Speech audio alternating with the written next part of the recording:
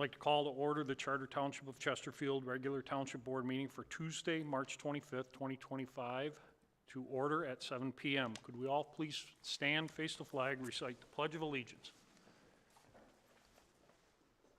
I pledge allegiance to the flag of the United States of America and to the republic for which it stands, one nation, under God, indivisible, with liberty and justice for all.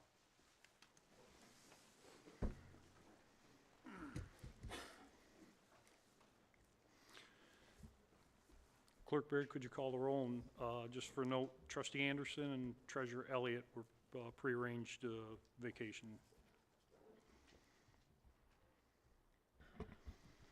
Trustee Joseph. Here. Trustee Hornberger. Here. Trustee Vosberg. Here. Supervisor Kersten. Here. Clerk Barry is here. Item 4, approval of agenda. I'd like to make a motion to approve the agenda with the removal, the late removal of item 10K, which is a public safety issue that Director Bassett just wanted to pull for the next week, just for some language clarification. Move to approve. Support. Motion by Trustee Vosberg, supported by Trustee Joseph. Discussion. Clerk Barry. Trustee Joseph. Aye. Trustee Vosberg. Aye. Trustee Hornberger. Aye. Supervisor Kersten. Aye. Clerk Barry, aye. Item 5, presentations. We do have a presentation tonight. Michelle Vanderson, do you want to kick this one off?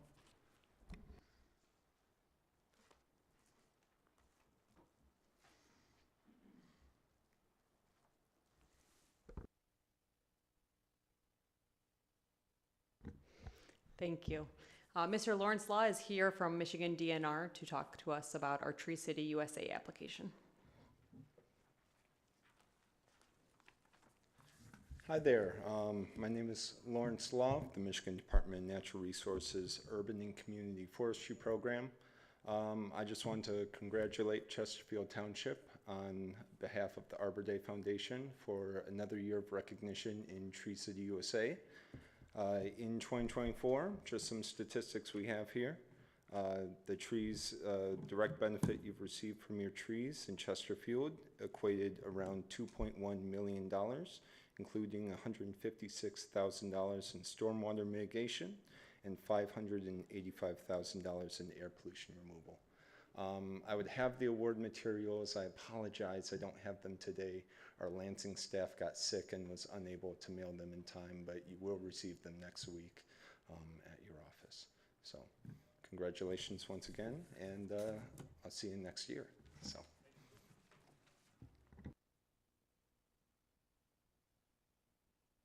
Item 6, department reports. Do we have department reports? Director Bassett?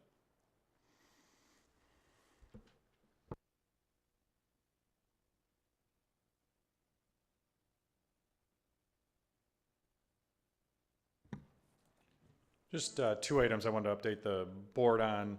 On April 28th and 29th, the fire department will be participating in the Great Lakes Marine Firefighting Task Force. That will involve all of our area partners, ensure that collaboration continues in that area, look at what resources are available through the Coast Guard, as they're the ones who are coordinating and invited us to the program. Secondly, I wanted to mention we've been working with Parks and Rec, DPW, Fire Department, Red Cross, and the Macomb County Emergency Management to have the community center designated as an approved shelter location for emergencies in Chesterfield. In an emergency, we'd be able to set up this facility for up to 50 people for a period of 12 hours. We would need to man that, and after that period, then the Red Cross would be able to come in with the remainder of the resources and personnel to continue that shelter for as long as was needed. Our hope is that we will never need the site for disaster, but we're making sure that we have prepared and will be ready for if that case ever does come up. Thank you very much. Any further department reports?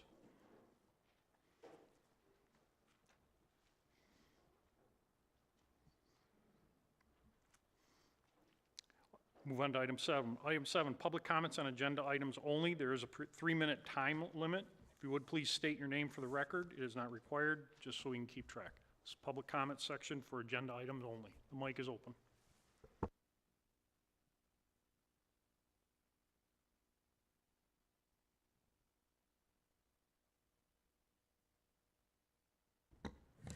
Megan Schoniger.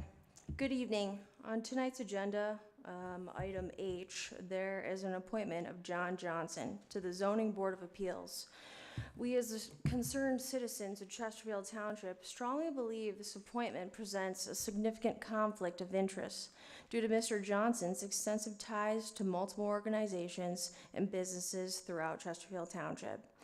Additionally, there are concerns regarding his close relationship with several current board members, particularly given his history of campaign donations. These financial connections raise ethical questions about impartiality and the potential for undue influence in decision-making. Given these current factors, we urge the board to reconsider this appointment to ensure that all decisions made by the Zoning Board of Appeals remain fair, unbiased, in the best interests of the community. Thank you.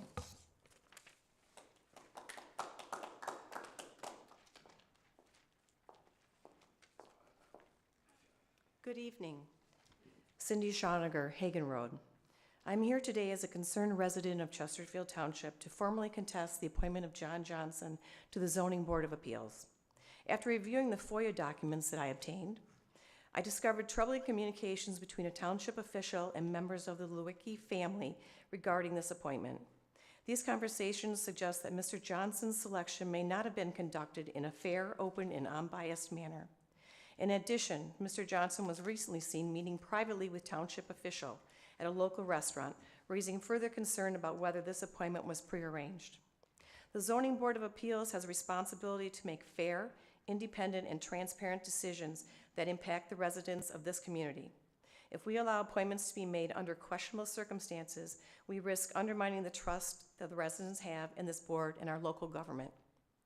For these reasons, I respectfully request a full review of the appointment process to ensure there was no undue influence, a delay in Mr. Johnson's appointment until these concerns have been addressed, considerations of alternative candidates who do not raise concerns of bias or conflict in the interests. This is not just about one individual. It is about maintaining the integrity of our local government. The residents of this township deserve transparency, fairness, and ethical decision-making. I urge this board to take concerns seriously and act in the best interest of this community. Thank you for your time.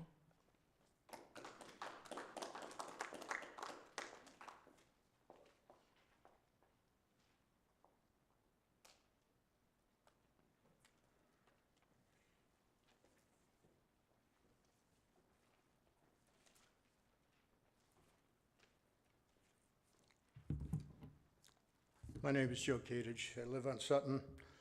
I'm here to question an item on the bill run by the Finance Department.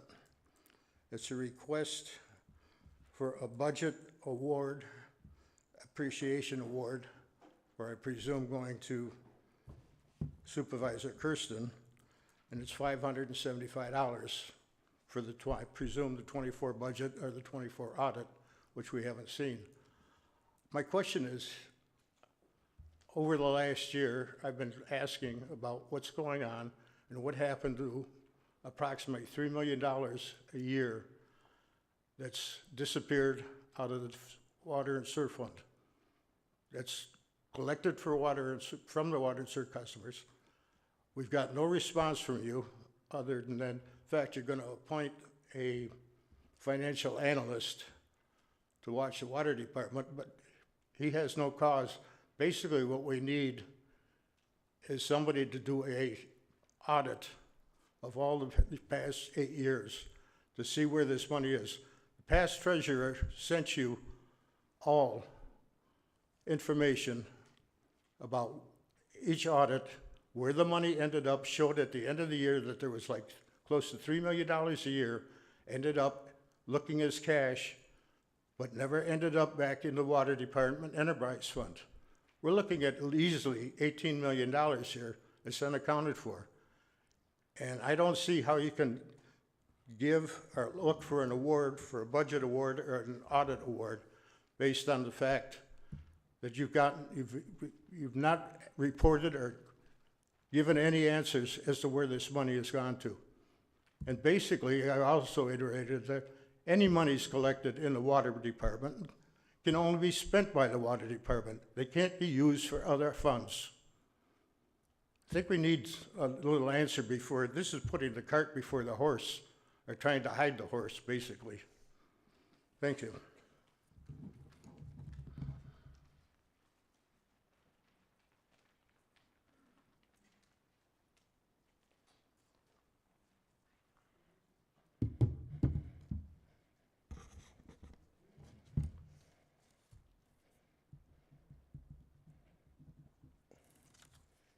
John Speaker, Chesterfield Township. In regards to item K on the bill run, to approve a request by the Department of Public Safety to enter into this agreement with the City of New Baltimore and the Village of New Haven, I totally agree with that. This should be a unanimous decision when it comes to public safety for our residents. In regards to the bill run, I go through this every 2 weeks with you guys with the waste and abuse in the bill run. And what puzzles me is we have elected officials that supposedly look at the bill run, but don't have any issues with the bill run. So I hear from residents, I look at the bill run, there's more residents every 2 weeks looking at the bill run.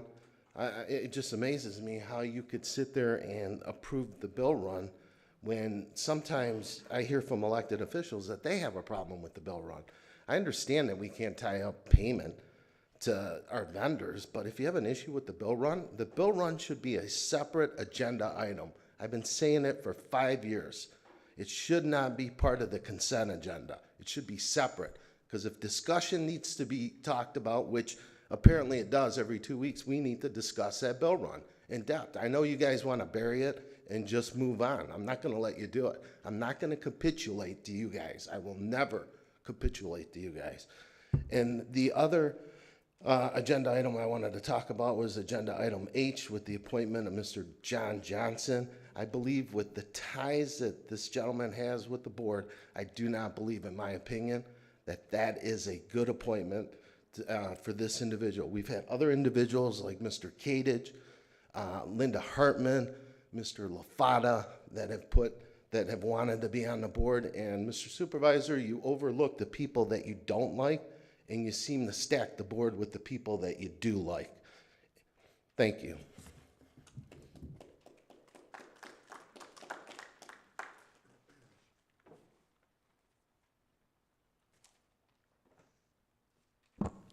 Any more comments from the public? Move on to item 8, the consent agenda. Clerk Berry. All items under the consent agenda are considered routine by the board and will be enacted in one motion. There is no separate discussion of these items. If discussion of any item is required by a board member, it will be removed from the consent agenda and considered separately. A, approval of the minutes of the regular board meeting of March 11th, 2025.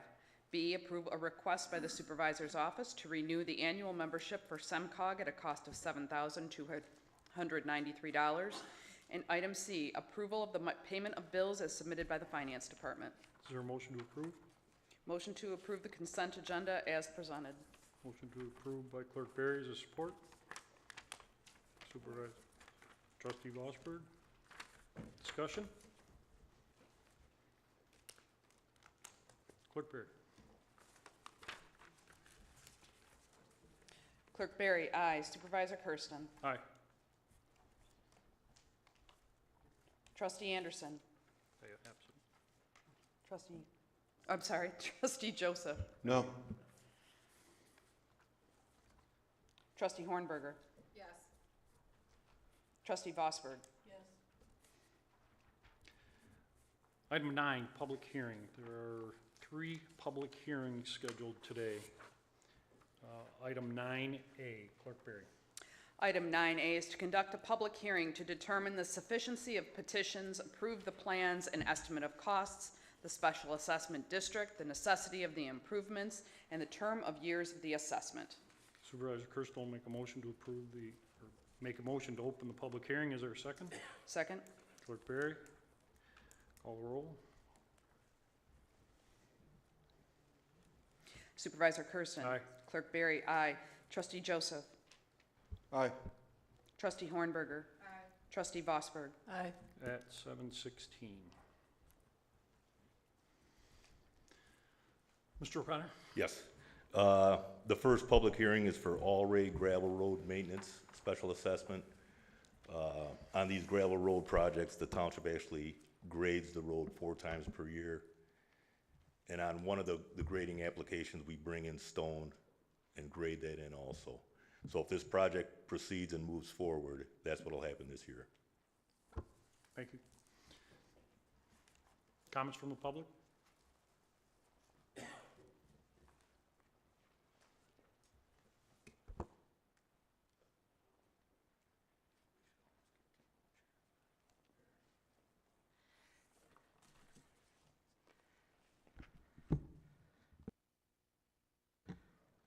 Is that on? Okay.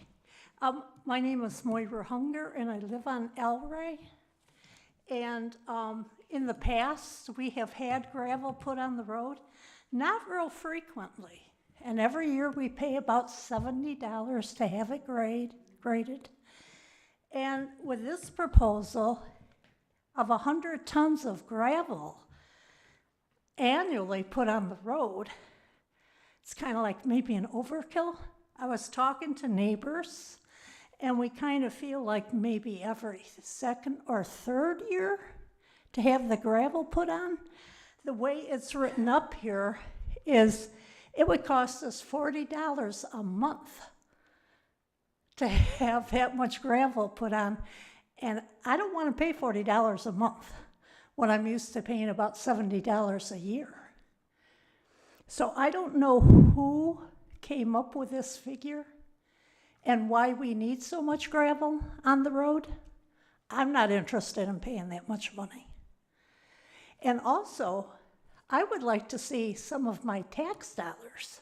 I'm not saying the whole thing, but why can't some of my tax dollars that I've been paying for 37 years go on my road? So maybe there's an alternative. Maybe we could look at the county and see if we blacktopped it and had the ditches fixed. Maybe that could go on our taxes. Instead of, this is just quite a bit of money here. And they plan on doing it for 5 years. And I don't know how much it's going to cost in 5 years. So I'd like to see a lower figure and maybe less gravel. So thank you. I appreciate your consideration.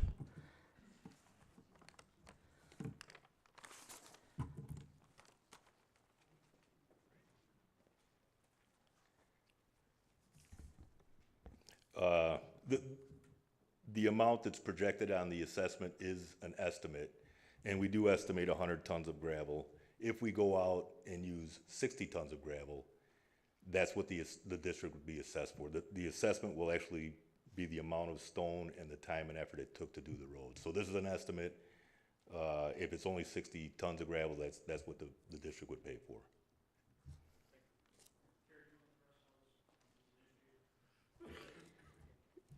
Yes, this is a petition of interest. It was initiated by a property homeowner. They asked for this. It's not the first time that Alray has had the grading of the maintenance of the road. We are looking at a 5-year period because we've been doing it for 3 years and then off a year and then 3 years and off a year. So this time we were going to do the public hearings and have a 5-year period. Thank you. Yes, you may. Hi, my name is Linda Palmer, and I live on Alray. Numerous people on the road are concerned our ditches are not kept up, and we realize it's a private road, but they never come in to clean out the ditches. All along Fuller is so full of huge trees and stuff. If we ever get a big downfall of rain, we're going to be in trouble. But I think instead of waiting till trees are 20 feet tall, you need to get in there and clean out those ditches now. And as far as the gravel on the road, they've been doing, like she said, a 3-year program. And how much gravel was being put on the road before, if I might ask? I don't know what we would. You don't know what previously was put there? I can get that information. I don't know off the top of my head. But we have that. We have records of every time we went out there and how much stone was put down. Yeah, we always, because there's only 12 houses on the road, we call one person the mayor, and that's Brian Ferlecki, who's here in our audience today, and I'm too old to be the mayor anymore, so I've given it up, but I don't remember how much gravel was put on the road, and they did grade it 4 times a year, because it gets so bumpy you can't drive down it, and neither can the mail trucks, nor could the EMS people.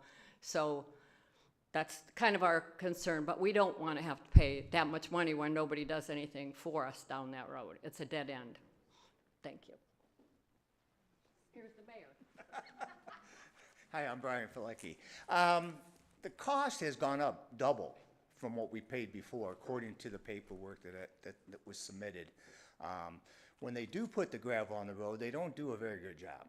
They don't fill the low spots. They don't have any crown on the road, and the water just sits in the middle of the road and the potholes return. So if they're gonna do it, at least put a nice grade on it and nice little crown so the water will drain into the ditches once they get them cleaned out, and I think would be pretty good. Plus, we got 3 new houses on the street. Now, do they get added to the list of the 12 houses, or do you have to wait to the occupancy? So that's all I got to say. I will answer yes, those houses are included. There's 14 houses in the district. Mitch, can you answer real quick the ditching issue also? Yeah, this project does not include any ditching, any drainage work. It is to grade the existing road 4 times a year and to bring stone in one of those 4 times. The comments are duly noted about the crown on the road. I mean, that's how it should be, so we'll relay that to the guy grading. But as far as the ditch work, another special assessment could be initiated for the ditch work, but it's a private road, they're private ditches, and this project is only for the gravel. Thank you. Any more public comments on item 9A?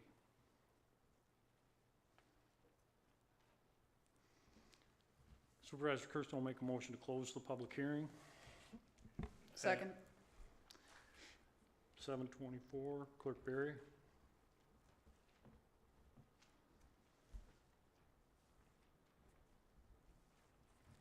Supervisor Kersten. Aye. Clerk Berry, aye. Trustee Joseph.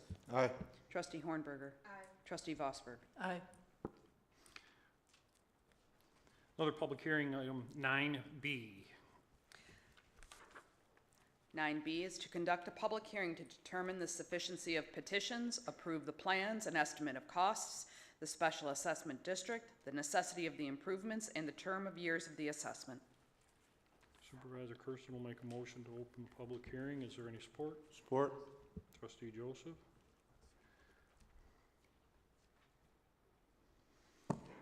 Mr. O'Connor? I'm sorry. Clerk Berry. Supervisor Kersten. Aye. Trustee Joseph. Aye. Trustee Hornberger. Aye. Trustee Vosberg. Aye. Clerk Berry, aye. Mr. O'Connor.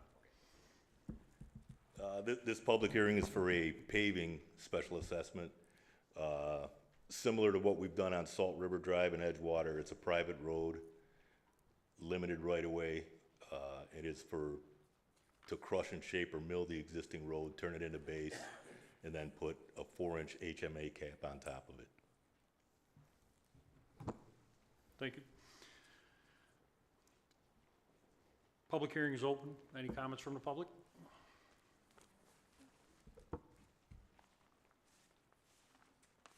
Dave Glazier. I live at 47308 Fortin. Been there for almost 48 years. And I do not have a benefit from them doing blacktop at the end of my property because there's no access from that road to my property with a driveway. So I can't see paying for something that I don't use. I don't drive down that road. Where I live is a straight shot down to Cotton Road. I don't use that road. So that's what I have to say about it. I shouldn't have to pay, is what I'm saying, because of it.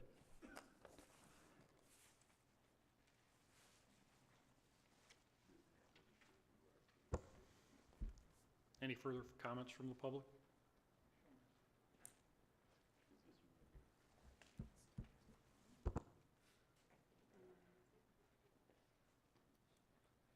Hi, Mark Quinn, 47330 Fortin Street. I'd like to object to this road.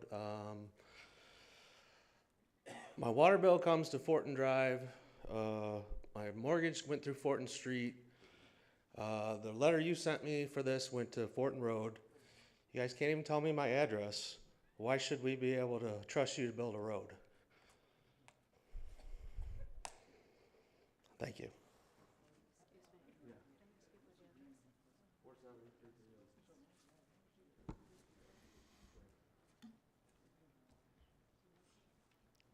Any more comments on item 9B, public hearing for Fort? Mr. Supervisor, we have received one letter of protest on this item from Rosemary Young, address 47286 Fortin Road, writing not in favor and would like her objection noted. Thank you. Any more comments on Fortin Road? I do, but just a quick moment, please. They're talking that the road is only gonna be four inches, correct? Is that what you're saying? The cement's only gonna be 4 inches? It's not cement, it's asphalt. So the existing road would be turned into the base, either crushed in shape or milled, and then we would bring more stone in, undercut the spots that were bad, but at the end, it will be a 4-inch cap on top of the existing roadway. Okay. I thought it was gonna be not paved, I thought it was gonna be cement and not asphalt. Not cement. Okay.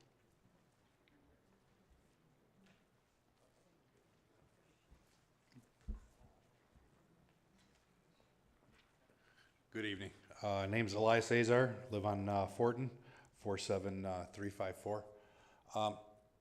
I'm all for it. I got a pickup truck. It's hard to get up and down a road.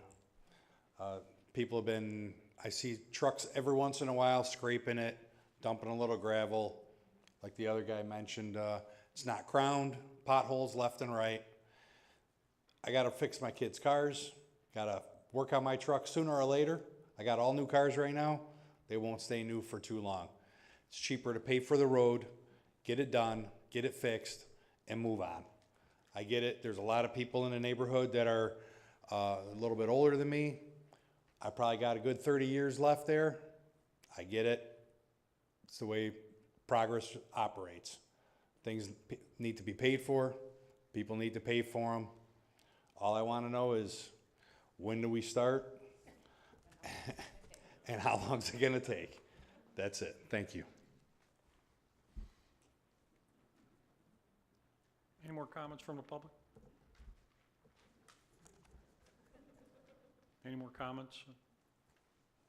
Supervisor Kersten will make a motion to close the public hearing. Is there any support? Support. Trustee Vosberg at 7:30. Clerk Barry?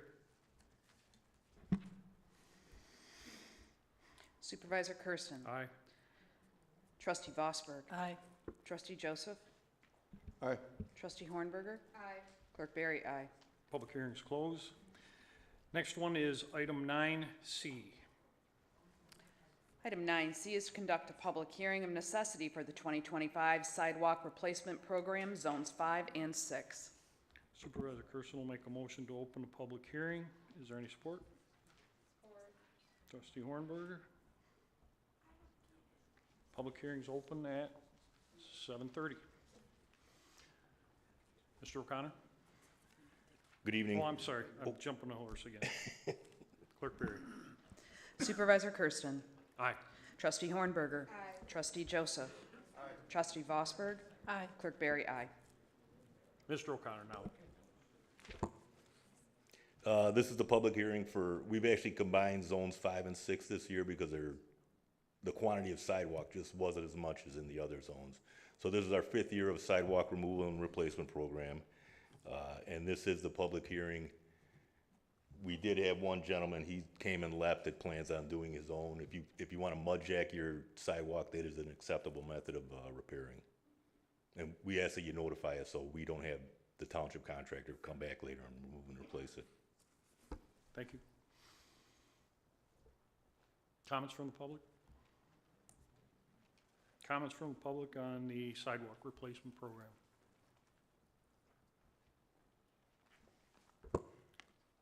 John Speaker, Chesterfield Township. My only comment to the sidewalk program is we've had many complaints over the past 4.5 years on the sidewalk program, on the workmanship. And I think we need to hold our contractors liable, and we need to make sure that they come back if the work's not done properly, that it gets redone and gets done properly. And then my complaint the entire time with the sidewalk program is the 25% fee that's being passed on to the residents. I totally objected then, and I object now to that fee. Thank you.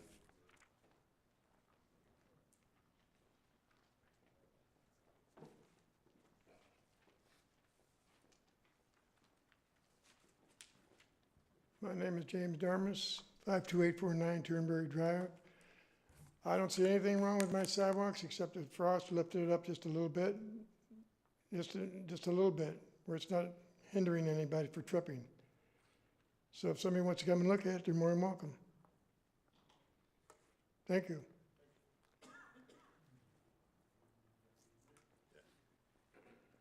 And we'll get that address and make sure. The evaluation was done last fall before the frost got into the ground. But I'll get his address and we'll confirm what we think we know. Thank you. Any further comments on the sidewalk replacement program?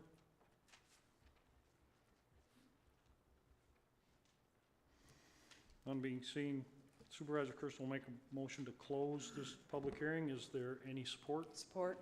Clerk Berry. 7:33, Clerk Berry. Supervisor Kersten? Aye. Clerk Berry, aye. Trustee Joseph? Aye. Trustee Hornberger? Aye. Trustee Vosberg? Item 10, the regular agenda. Item 10A, Clerk Berry. One sheet.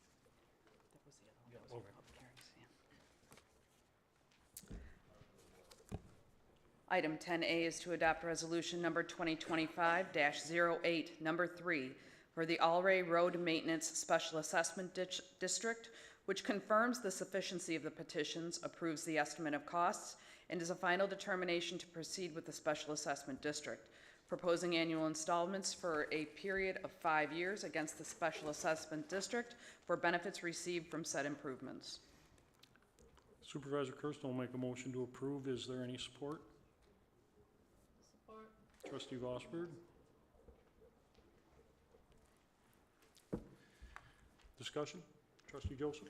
Yeah, I was just curious, as I was looking in the packet, we had 12 addresses on Alray, and I heard from our assessing director that we actually have 14. I didn't hear any speakers that got up and said this is a good project. And typically for special assessment districts, you'd like to see, well, you must see, greater than simple majority. But it doesn't sound like there's a lot of support, and so I was wondering if you could clarify, why 12 houses or 14 addresses on the block, and we have, I guess, shorter question, do we have a majority out there?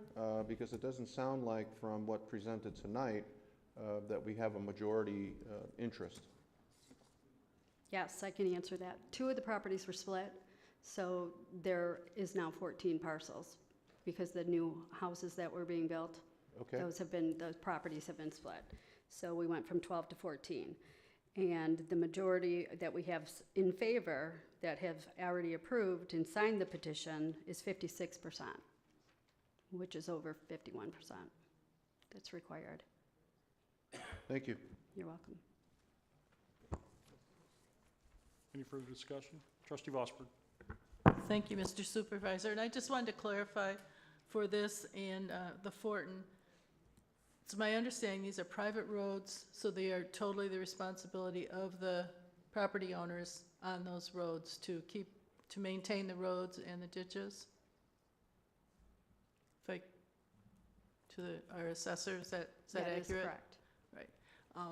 And then regarding, so it's up to them, and in this case, as Trustee Joseph already, had you clarify, there is more than 50% have voted, and the documentation that they signed and everything they approved, has all been approved, and they've all voted for it, or more than half.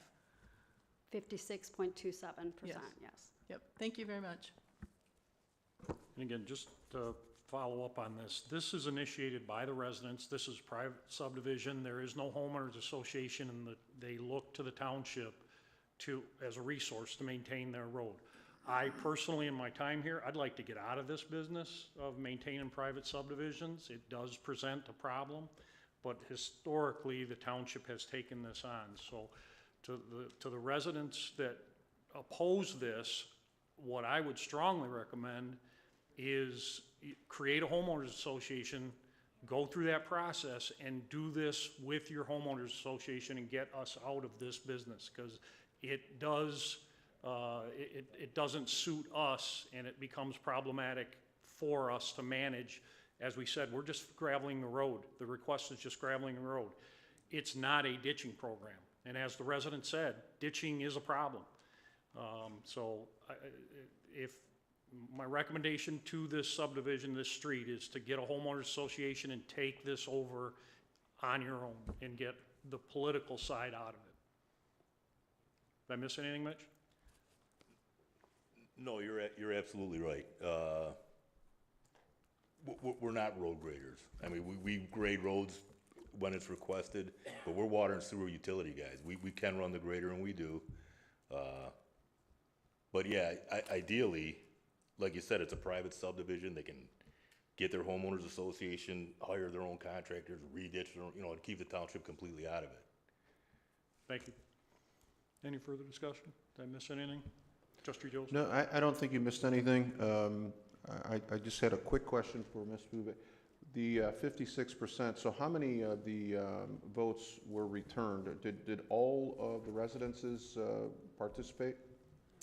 It is done by frontage signed, so we have a total frontage of 1,723 feet. And the frontage sign was 970.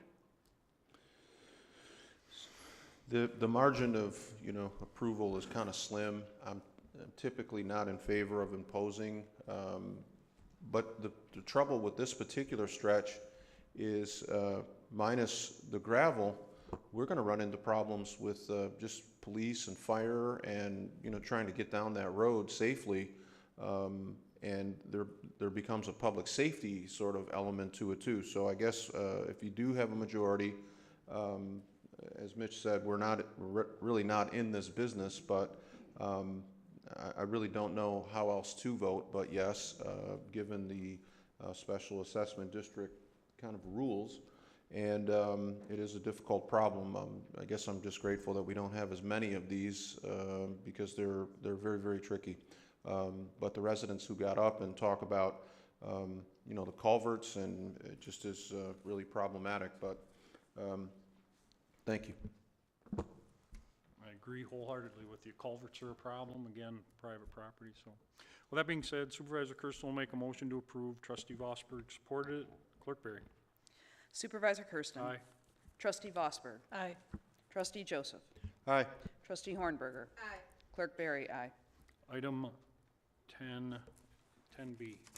Item 10B is to adopt Resolution 2025-09, number 4, to establish a time for a hearing on any objections to the roll, setting a second public hearing for April 22nd, 2025 at 7 p.m. at the regular Township Board meeting for the Alray Road Maintenance Special Assessment District. So moved. Trustee Joseph, supported by Supervisor Kersten.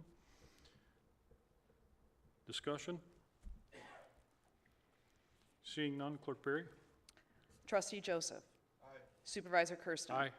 Trustee Hornberger. Aye. Trustee Vosberg. Aye. Clerk Berry, aye. Item 10C.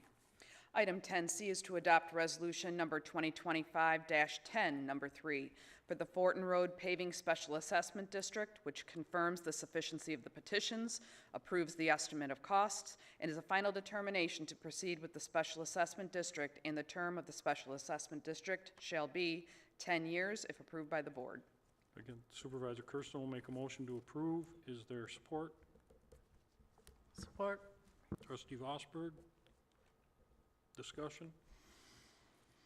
Trustee Joseph?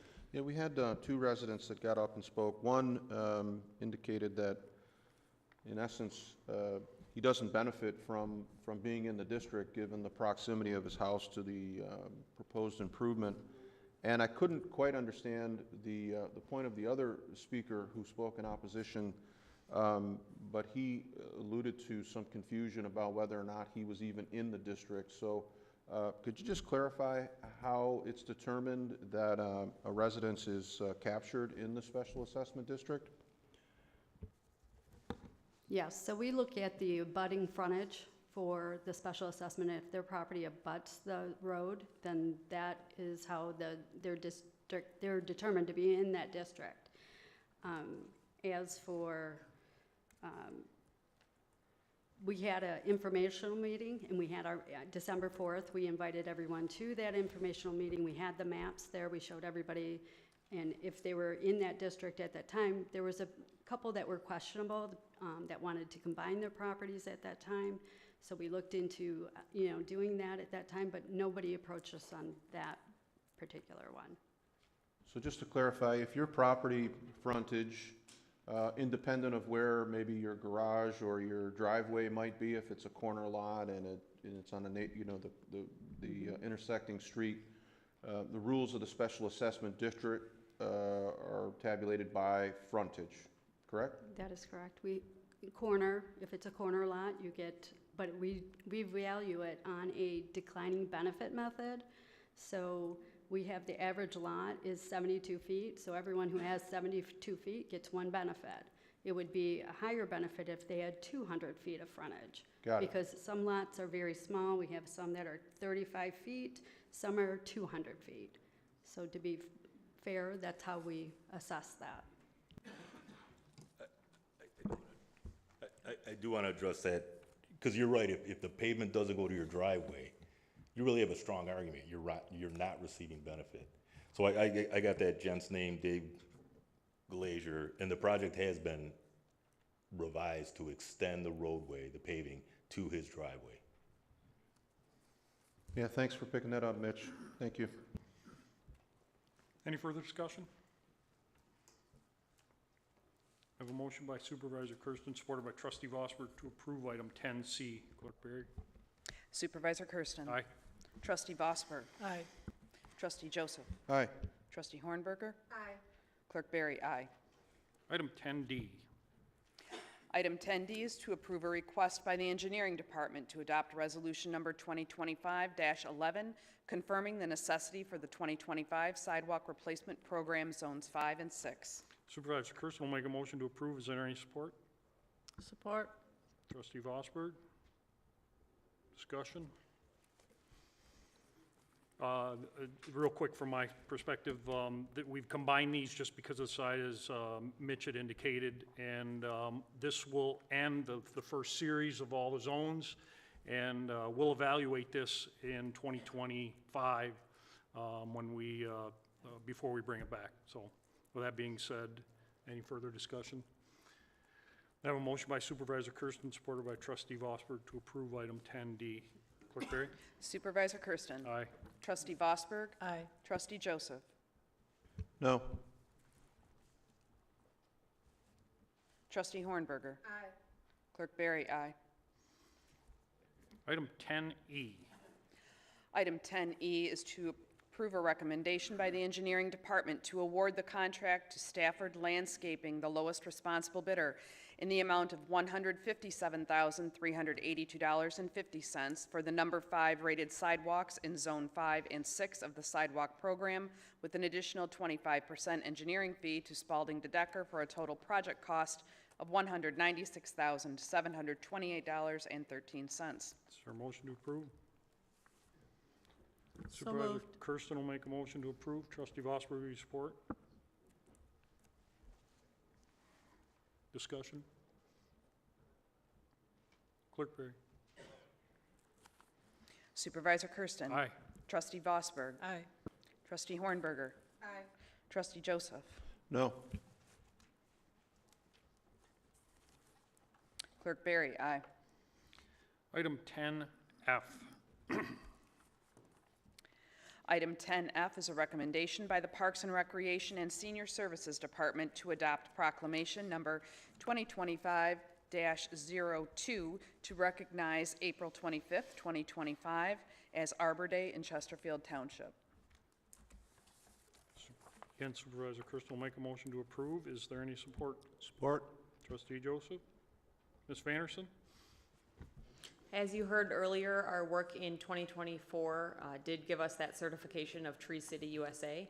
Part of that work is recognizing Arbor Day and celebrating it each year in Chesterfield Township. We hope to go for that same certification this year, so we're planning to do the same and involving Arbor Day in our cleanup day, which will be April 12th this year. So we invite everyone out to join us in the cleanup day of both Chesterfield Township parks and open areas. We'll be meeting here at the community center to start and then dispersing out into the community. So that will all be part of Arbor Day. But as an environmentally conscious township, we hope to celebrate Arbor Day once again. Questions from the board?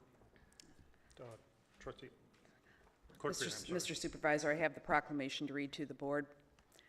Proclamation number 2025-02. On behalf of the people of the Chartered Township of Chesterfield, Macomb County, State of Michigan, the Chesterfield Township Board of Trustees do hereby proclaim Friday, April 25th, 2025 as Arbor Day. Whereas in 1872, the Nebraska Board of Agriculture established a special day to be set aside for the planting of trees, and whereas this holiday, called Arbor Day, was first observed with the planting of more than 1 million trees in Nebraska, and whereas Arbor Day is now observed throughout the nation and the world, and whereas trees can be a solution to combating climate change by reducing the erosion of our precious topsoil by wind and water, cutting heating and cooling costs, moderating the temperature, cleaning the air, producing life-giving oxygen, and providing habitat for wildlife. And whereas trees are a renewable resource, giving us paper, wood for our homes, fuel for our fires, and countless other wood products. And whereas trees in our city increase property values, enhance the economic vitality of business areas, and beautify our community. And whereas trees, wherever they are planted, are a source of joy and spiritual renewal. Whereas trees in our city increase property values, enhance the economic vitality of the business areas, and beautify our community for this and future generations. And now therefore the Chartered Township of Chesterfield Board of Trustees do hereby proclaim Friday, April 25th, 2025 as Arbor Day. Thank you. Any questions for Ms. Vanderson? I have a motion by Supervisor Kersten, supported by Trustee Joseph, to approve item 10F. Clerk Berry. Supervisor Kersten. Aye. Trustee Joseph. Aye. Trustee Hornberger. Aye. Trustee Vosberg. Aye. Clerk Berry, aye. Item 10G. Item 10G is to approve a conditional offer of employment to Sarah Mistretta for the position of Human Resources Director, presented by Eric Herpich. Just a supervisor's note, there's been in the package that I gave you a correction in paragraph 4, section A. The number's been reduced from 45 to 35. Eric, do I need to address any more than that? No. And I'll be brief. I just want to talk about the process that got us to this point. As you're all aware, the township contracted with James Vitrino to do the search for the HR director. James spent a bit of time at the beginning of the process gathering information from township staff regarding the needs for this position. He did go out, recruit, and publicize the vacancy, which yielded about 55 candidates for the position. He evaluated those candidates and came up with a group for township leadership to consider. There were interviews that were conducted, and we fairly quickly got down to 2 candidates that we felt really good about. I would say the interview process was fairly intensive. The 2 final candidates went through five interviews or meetings with different individuals in the township. And as we went through that process and went through those meetings, Sarah, the selected candidate, really separated herself from the other candidate and made the decision a bit easier when we got to the end of the process. So with that, if there's any questions on the process, I'll answer those. If not, I'm going to let Sarah introduce herself and share a little bit about her background. So any questions on the process? I just pointed out there's a typo in paragraph 9, down to 6. I think it's 60 days, but it says 1/6. I think it's just typo. Okay. You want to take a quick look at it, or? I don't have it in front of me. There you go. I think he missed a 1.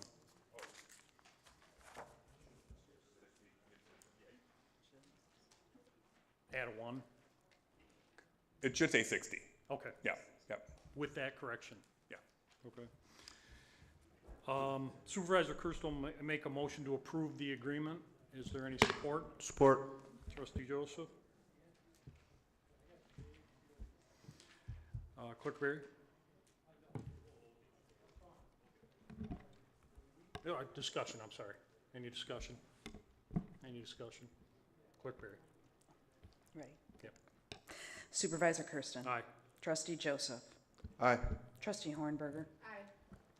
Trustee Vosberg. Aye. Clerk Berry, no. Sarah, you want to introduce yourself? Hi, I'm Sarah Mastretta. I have spent the past a little over 10 years in municipal government and in various capacities within human resources and city management. Most recently in a municipality, I was with the city of Fraser, where I was the assistant city manager, treasurer, finance director, HR director, recreation, and IT director simultaneously. I took a step away and went into the private sector and came back to my passion of government with Chesterfield Township. Thank you. My plan is, once she's in place, is to obviously have her introduce herself to each of the board members individually, and you guys can have a sit-down with her and kind of help her out acclimate to where we're at and directions we'd like to see going. So with that being said, Trustee Joseph? Yeah, just welcome, Sarah. The process was pretty involved, and I think we did the right thing in terms of bringing in an expert, and also Mr. Herpich, who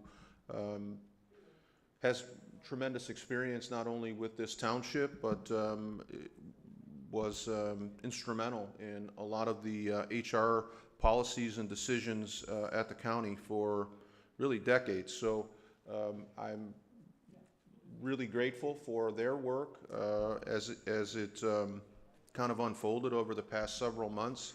And there were a lot of really good candidates, and the interview process was pretty comprehensive. And Sarah, for you to come out on top and reach an agreement with regard to compensation is just really a win-win for the township, and I'm glad that you're here. And thanks to Mr. Herpich for kind of quarterbacking the process and delivering us a great candidate. So thank you, both. Anything else? Thank you very much, Sarah. We'll be in touch.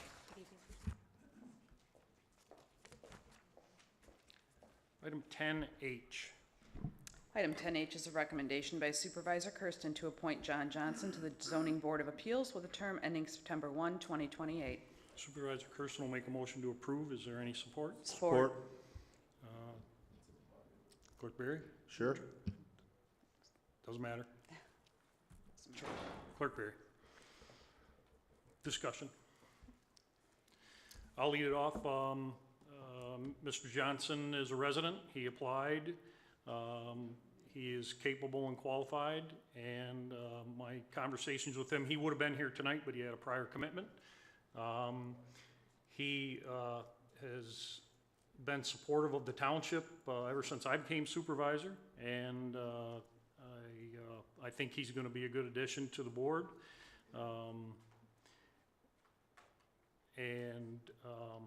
Again, I restate, he's going to be a good addition to the board, and we'll continue. Just some comments that were made. There are board openings and appointments across the township. All you have to do is go online and apply, and we will get you in front of the full board here to be appointed. So those that are interested, we have several openings that are vacant still. Clerk Perry? Thank you, Mr. Supervisor. I'm sensitive as well to some of the comments and concerns about any particular applicant. And the township, everyone who is appointed to a board, including all of the board members here, we all do sign an agreement to adhere to our code of ethics and conduct policy, and that addresses conflicts of interest. And there is a process and protocol in place in the event that there is a conflict of interest. It does not disqualify someone from serving on a board.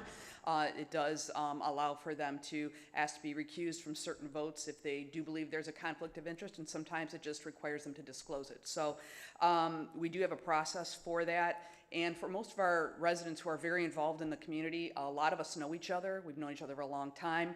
And some of us have supported people throughout the years. That shouldn't disqualify somebody from serving their community. And so I think to assume that just because someone has a prior knowledge or relationship with someone somehow means they're going to do something nefarious, I find that to be offensive. However, at the same time, if someone does do something that's nefarious, I assure you this board will take swift action in that regard because we all adhere to that same code. Thank you. Further comments? Trustee Joseph. Yeah, just to echo some of the sentiments, the fact that Mr. Johnson is involved in the chamber group I see as an enhancement. We've had a number of committee members who in various planning, zoning, parks and rec, who are leaders in various chamber groups. They've done a great job, and they have exceptional knowledge of the community.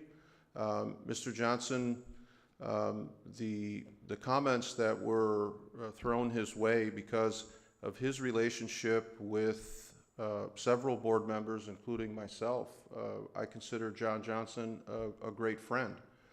He has supported me in I think every campaign that I've been involved with.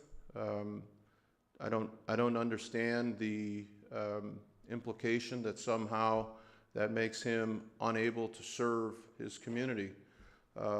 He typically, in the various charity programs that he's been involved with, raises tens of thousands of dollars that come directly back into the Chesterfield community, from our Chesterfield seniors to our historical society, our public safety, and his relationship with a developer that happens to be trying to develop property in somebody's backyard shouldn't be met with impugning his character.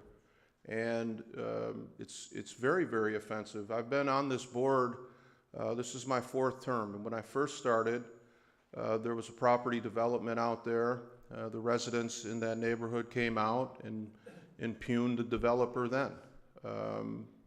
The project failed. It stayed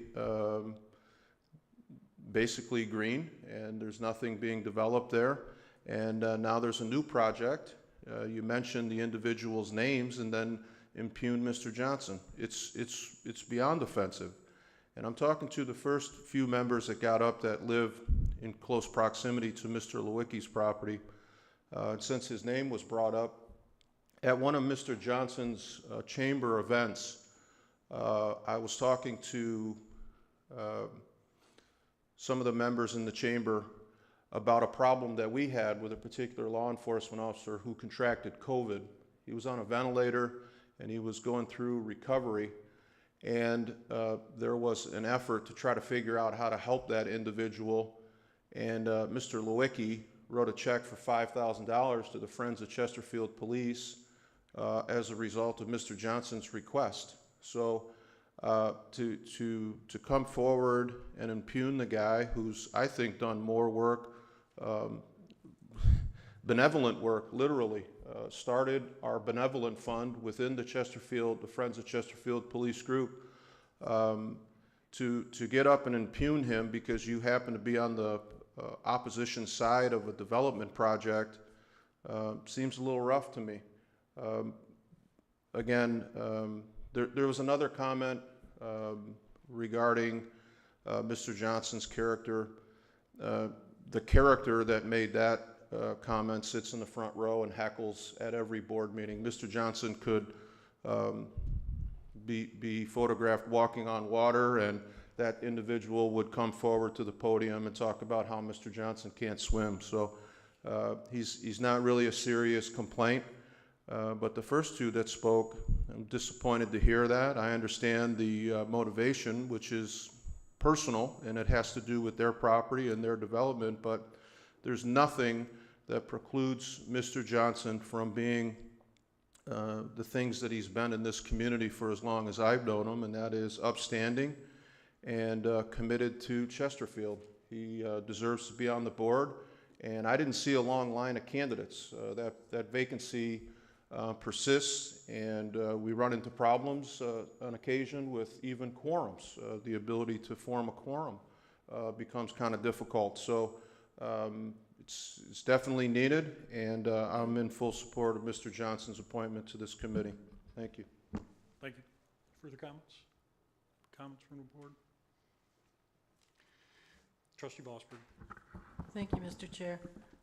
I don't support this appointment, and one of the reasons is that because of the business relationship, as previously stated, that I have full trust that he would recuse himself or point out when there's a potential conflict or whatever, as was previously stated what the rules are.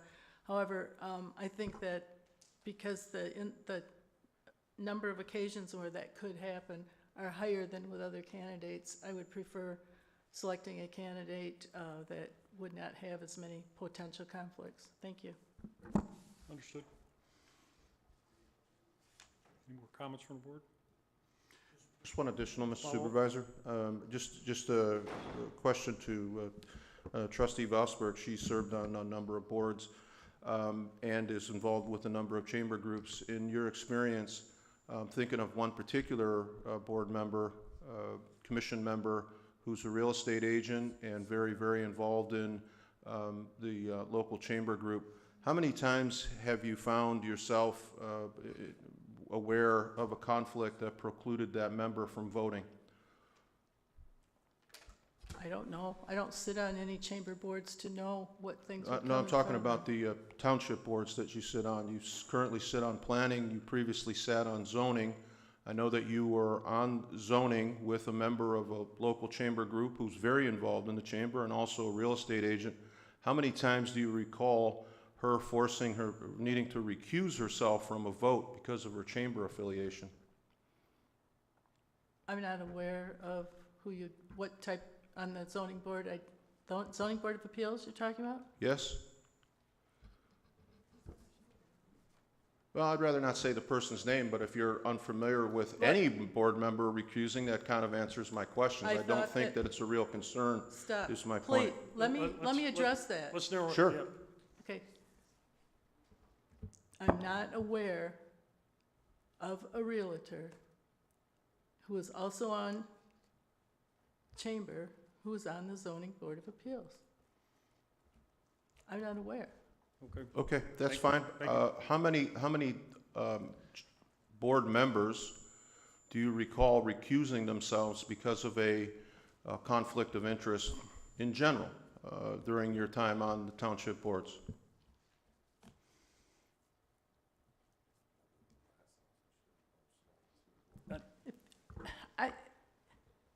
I don't want to answer the question because I don't remember, but there have been times, I wasn't on the Zoning Board of Appeals for very long. We did not hold that many meetings, and there were, I think, 3 times when people did. And I maybe served on, if I even had 10 meetings. So, and I think that's a large amount, given the number of people on the committee. Thank you. That's all I want to say. Thank you.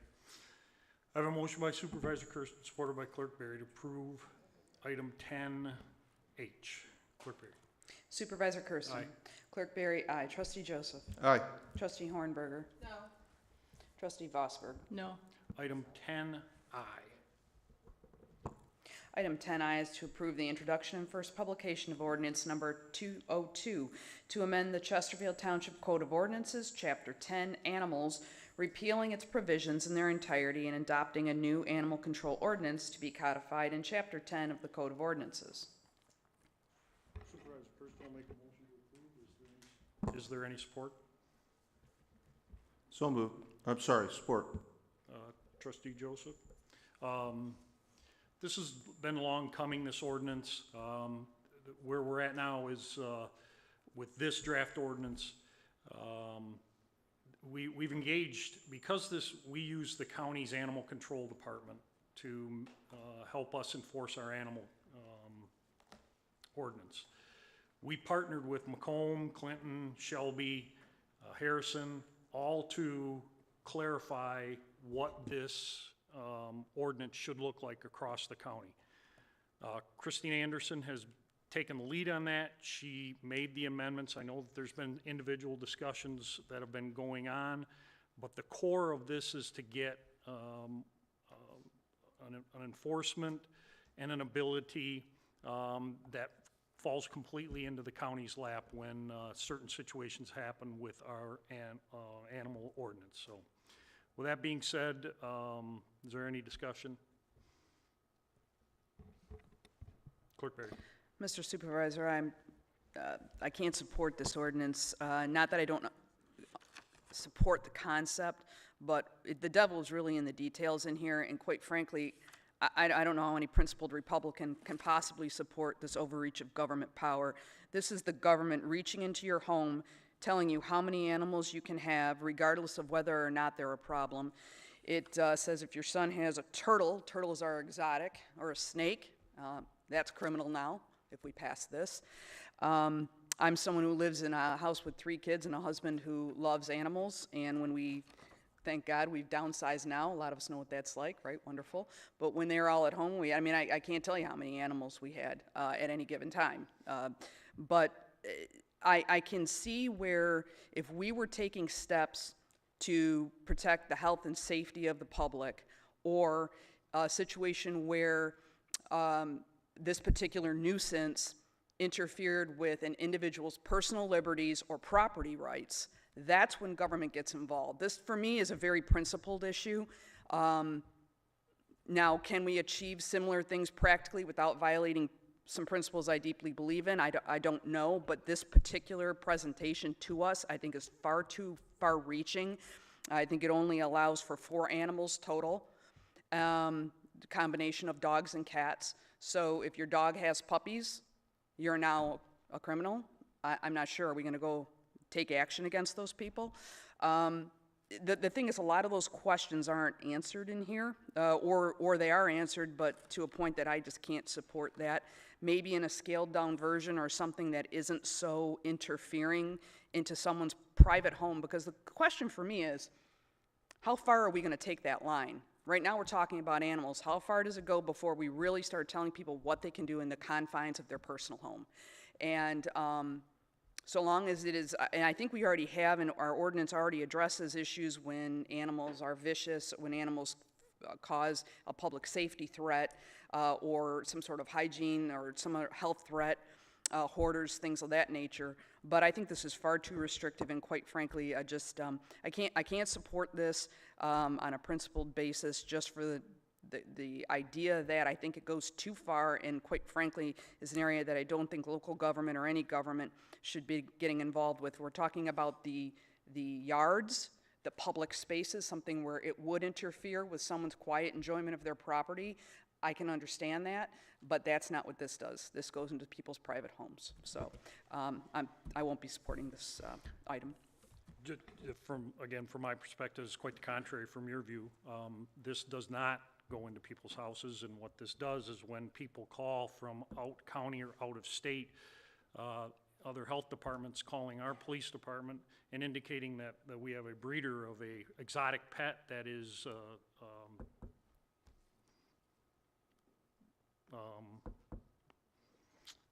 contracted rabies, you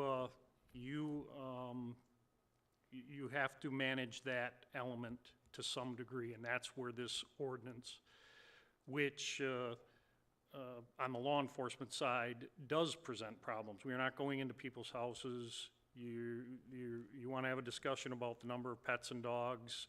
That is an open discussion. The problem that you run into is vast and wide. It's not like the old days. So that's why this was taken on.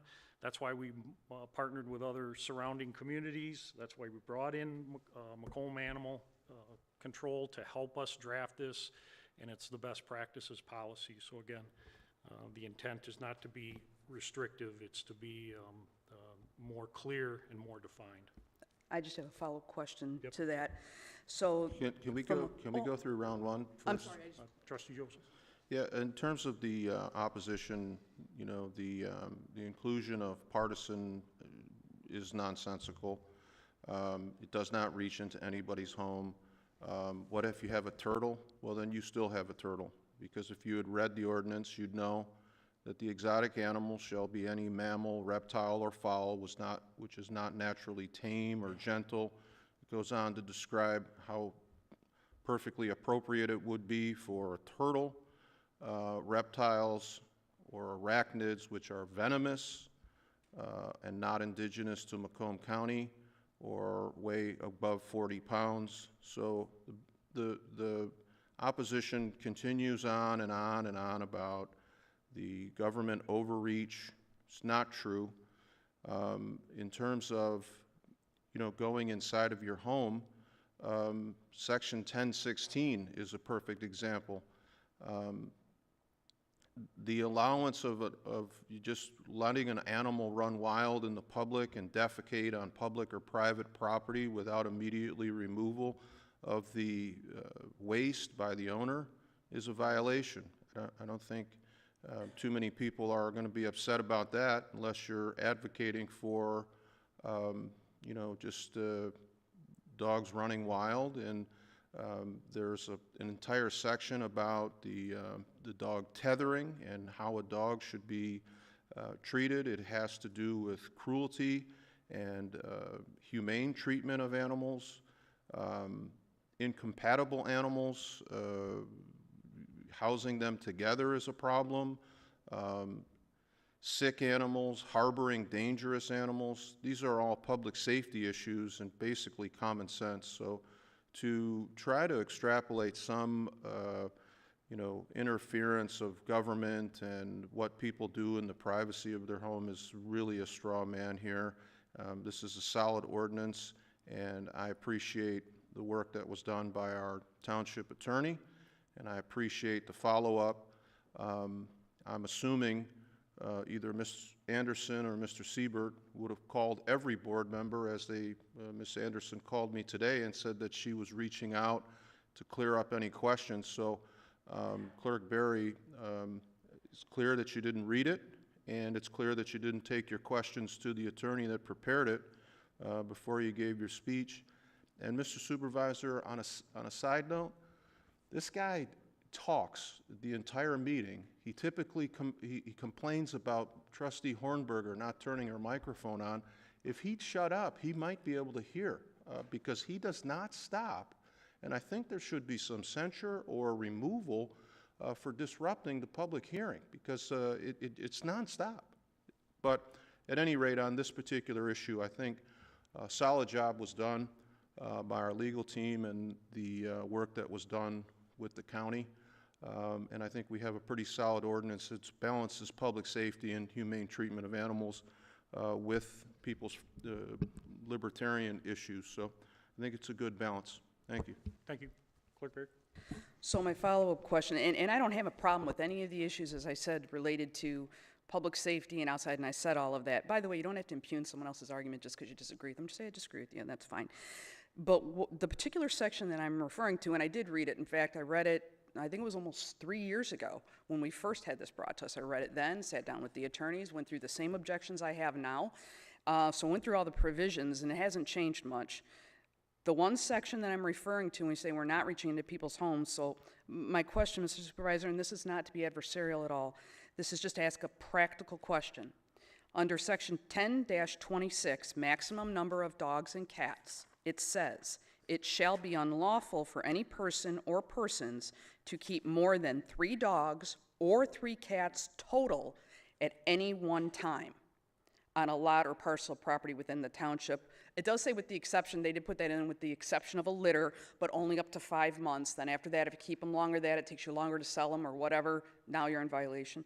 But, so the question that I have is, if we pass this, I know for a fact that, and it's not me, I don't have a dog, okay, I got a couple of cats, but, so it doesn't relate to me, but if someone has 4 dogs right now, and we pass this, are they kind of like grandfathered in? And we're not going to go after them or anything like that, right?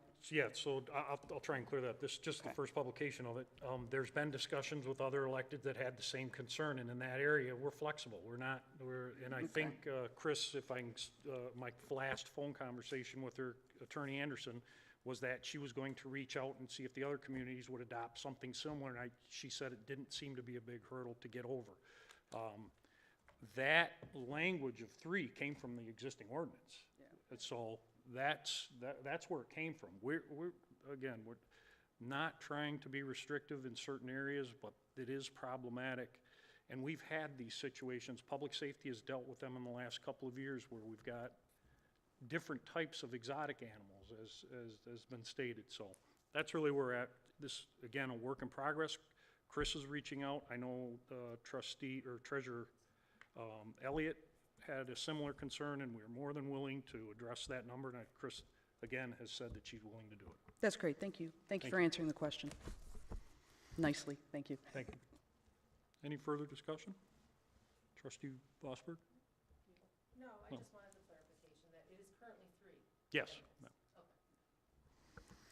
I have just one comment. Trustee Vosberg. And that this is just the first publication, so I would urge those who have concerns to call Chris Anderson, our attorney, about those and to get those reviewed and corrected, or not corrected, but changed if that's the practical way of dealing with it. I personally don't have those types of pets that would pertain to, but I can understand, you know, your issue about, or your discussion about having the right to have as many, especially when you're responsibly taking care of these animals. Thank you. So noted. I think Mr. Siebert will relay that to Chris Anderson. Any further discussion? I have a motion by Supervisor Kersten, supported by Trustee Joseph, to approve item 10I. Clerk Berry? Supervisor Kersten. Aye. Trustee Joseph. Aye. Trustee Hornberger. Aye. Trustee Vosberg. Aye. Clerk Berry, no. Item 10J. Item 10J is to adopt proclamation number 2025-01 to recognize April 13th through the 19th, 2025 as National Public Safety Telecommunicators Week. So moved. Trustee Joseph, supported by Supervisor Kersten.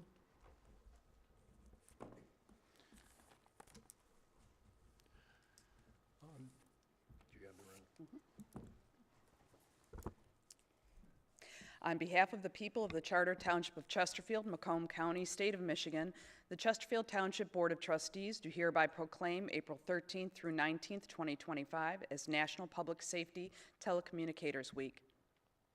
Whereas the President of the United States has historically acknowledged the second week of April as National Public Safety Telecommunicators Week, and whereas emergencies can occur at any time that require police, fire, or emergency medical services, and the prompt response of police officers, firefighters, and paramedics is critical to the protection of life and preservation of property, and whereas the safety of our police officers and firefighters is dependent upon the quality and accuracy of information obtained from citizens who telephone the Chesterfield Township Dispatch Center, and whereas public safety telecommunicators are the first and most critical contact our citizens have with emergency services, and are the vital link for our police officers and firefighters by monitoring their activities by radio, providing them information, and ensuring their safety.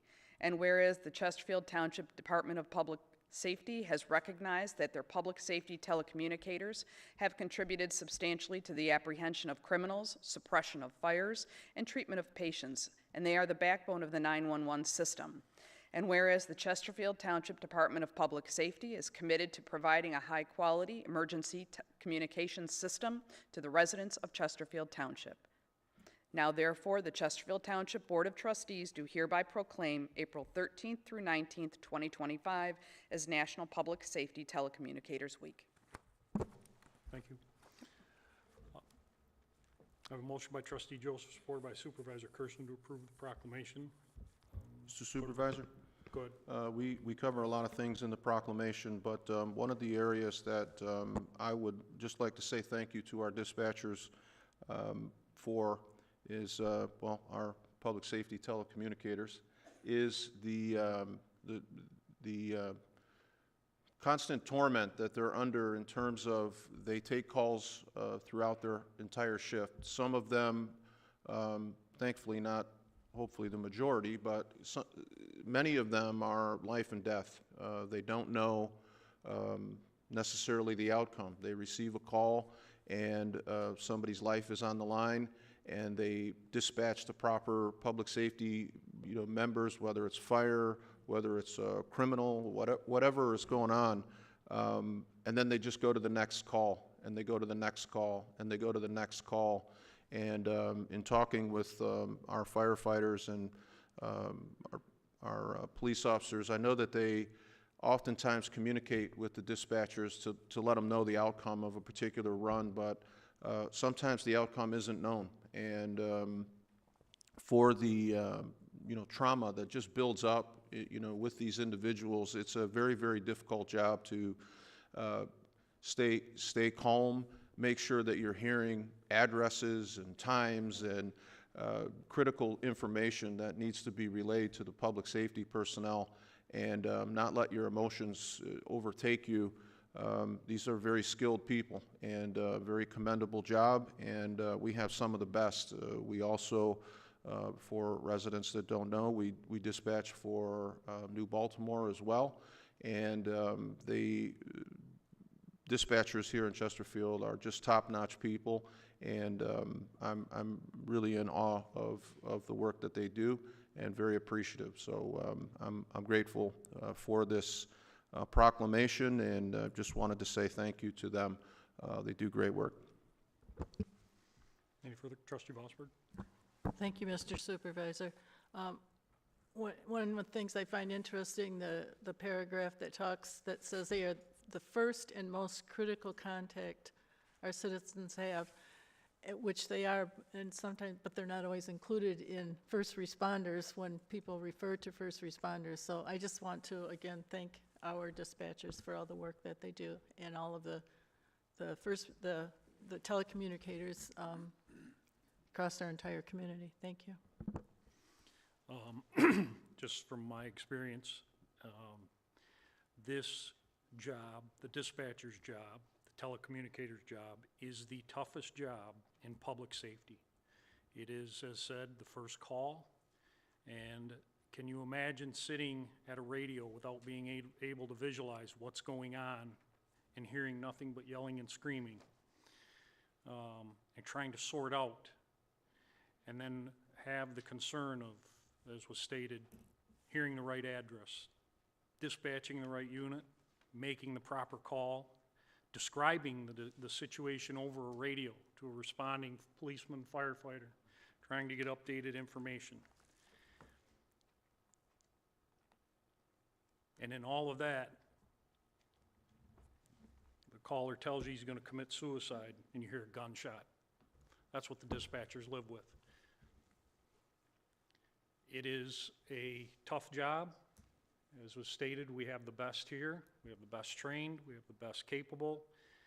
And as far as I'm concerned, and I know that each one of the board members has stated it, is a thankless job. And there are not many that want to do it. So I appreciate the recognition.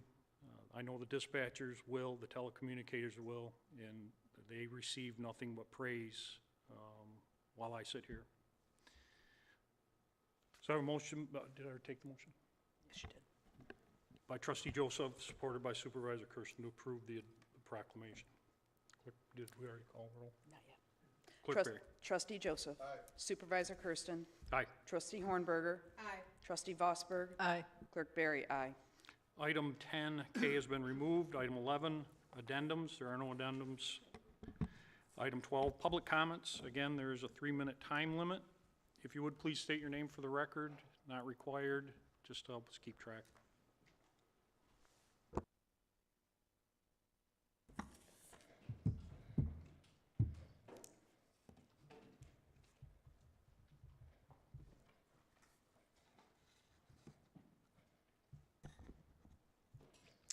John Speaker, Chesterfield Township. We had a trustee tonight make a comment about heckling. The only heckler that I see on the township board is trustee Joseph. Not only does he heckle the people in the audience, but then he heckles and tries to bully trustee Vosberg. Trustee Vosberg gave you a plain explanation on why she opposed putting Mr. Johnson on the board. And then you started throwing things at her. Well, you know, how many times have people recused themselves? That's irrelevant. So, in my opinion, not only did I see you try to bully her, but you know what? I'm proud of trustee Vosberg. She stood up and she fought back and she stood by what she thought was right. I seen it on the campaign trail with other candidates running, in my opinion. You bullied them. There were 2 women online that I seen the way you went after them, and that I thought was inappropriate. So, I mean, let's stop with that. It's ridiculous. I mean, you know, I make a comment to the organ grinder, and then the monkey jumps in and just tries to stir the pot. It's crazy. Supervisor Kersten, you had a financial analyst at the last board meeting that was hired for the water department. My question is, I did not see that come to the board for approval. So my question is, why did that not come to the board for approval? But tonight, we hired a human resource director, but it came to the board for approval. What's the difference there? I thought anybody that got hired by the township should come to the board for approval. And what I didn't hear was, what's the compensation package that we're paying Sarah? Why didn't that come up? That should have been part of the discussion. I think the residents should know.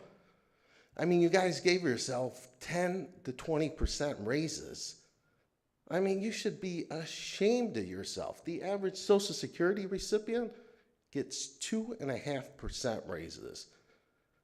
And then when it comes time for discussion, I mean, the sidewalk program came up for zones 5 and 6. Dave, where were you? Where was your spine on that? You always fought against the 25% engineering fee that you were against. And all of a sudden tonight, it comes up for an agenda item, and there's no discussion on it. How does that happen? I mean, the last time I checked, you were against the 25% fee, but there was no discussion tonight on the 25%. The residents pay that 25% fee. It is taxed on to their bill. What happened to the David Joseph that I know? Time's up. Thanks, sir. And just, Mr. Speaker, while you're there, I'm going to put you on notice again for the 2nd meeting in a row. Stop disrupting the meeting. We can hear you up here. It's obstructive, and you're becoming disorderly. 2nd meeting in a row. So please stop. Any further comments from the public?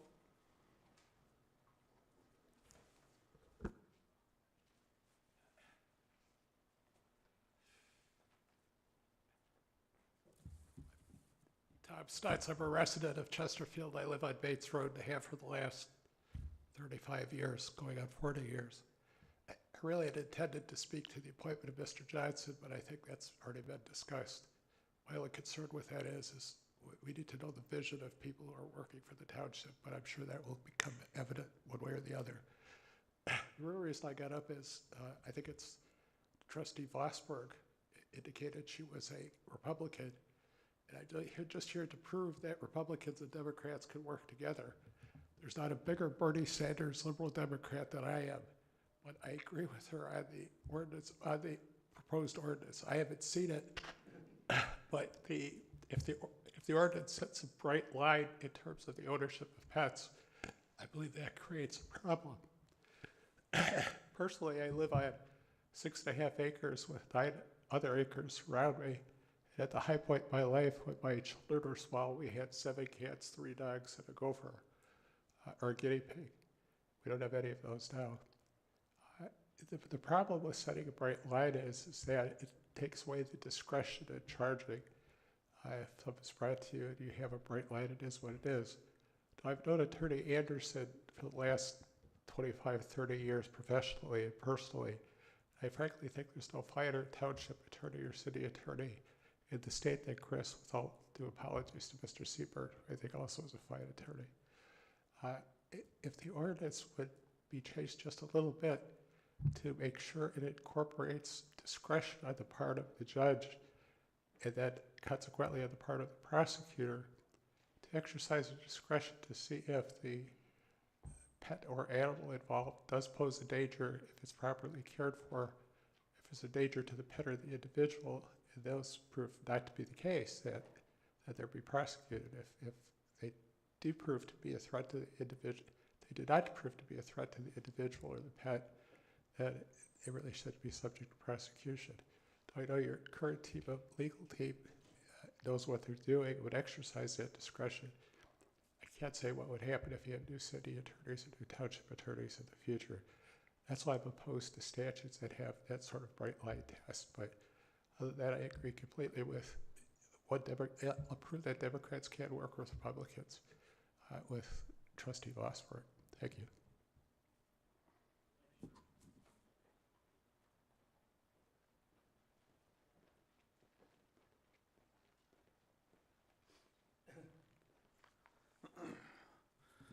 My name is Kenneth Spurlock. I live on Bates Road. So, with the comments to Johnson, I see a lot of people coming to his defense, and that's fine. But if you really want to have it out, then have him say he will recuse himself for anything that comes up on this issue on Bates Road and on anything forthcoming with his buddies that he works with in business. And then it's a null issue. But no, how could you even decide that he could be? That's ignorant. That's ignorant for you to say that somebody could be manipulated and not recuse themselves. And to take their personal opinions and desires and the influence to affect their friends and not consider that. So, be offended. I don't care. 1, 2. I live on 12 acres. I have cats outside. I have dogs. So I understand you're talking about this would be regulated and it would be on a case-by-case basis. That's malarkey.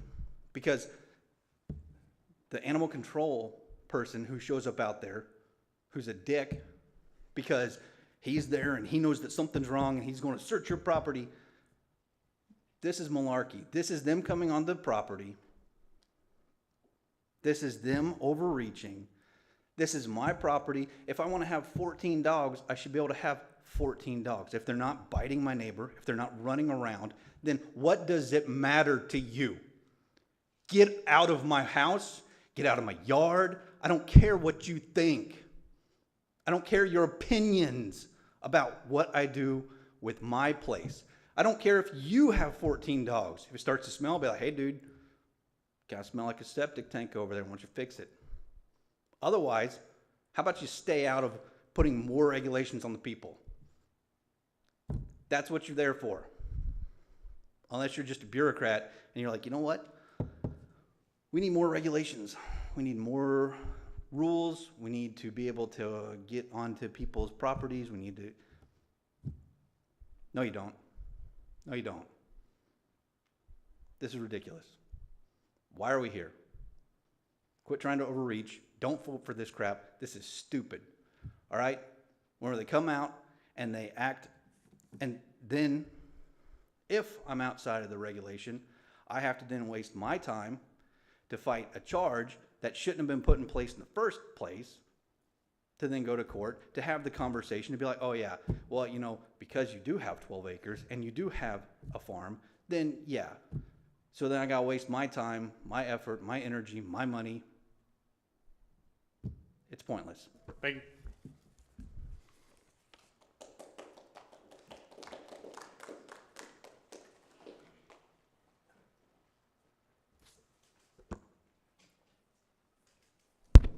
My name's Bob Clogg. I live on Brumar Street, and I wanted to make the board aware of the failure to maintain our road. The patching crew was actually out today. They patched a few holes, but we still have dirt coming up through the center of the road. That's Brumar Street behind the old Chesterfield Elementary. We don't get any ditch work. I've lived on the road for 30 years. Our ditches have never been touched. I'm not complaining about that, but I would like the road properly maintained. I pay my taxes to this township. It should pay for road maintenance. Thanks, sir.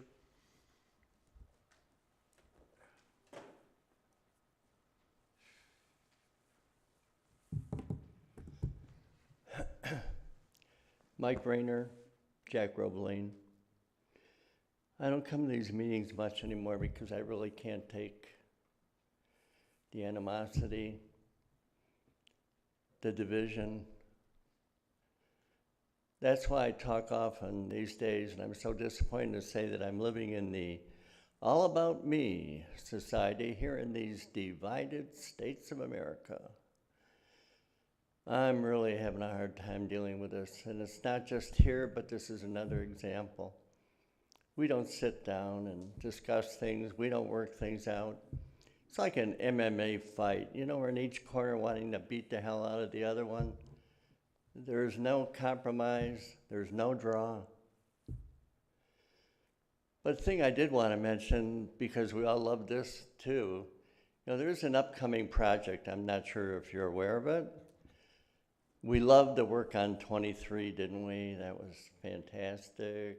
We had all the conversation about Chick-fil-A. Well, I wonder how we all feel about the work that's going to take place on Gratiot starting. We're going to celebrate on Tax Day. April 15th, we're going to begin a process that is supposed to take until the 1st of August, but we know that'll probably be the 1st of October. So we're going to be redoing the street, Gratiot, and the sidewalks from, basically it's 5 miles. It's from where Gratiot splits, to where Gratiot splits going into Mount Clemens, all the way down to 23. And then just to make it even worse, we're going to hang a right and we're going to take care of 23 up to I-94. So they're going to work on the street in the evenings when at night. They're going to work on the sidewalks during the day, and won't we all have fun? Maybe all the dragsters that are up and down 23 will have a harder time. But anyway, just a little announcement for those of you that are not aware. Get ready for the repaving of Gratiot and the sidewalks and fun. In the meantime, wouldn't it be nice if we could be civilized? No, not anymore.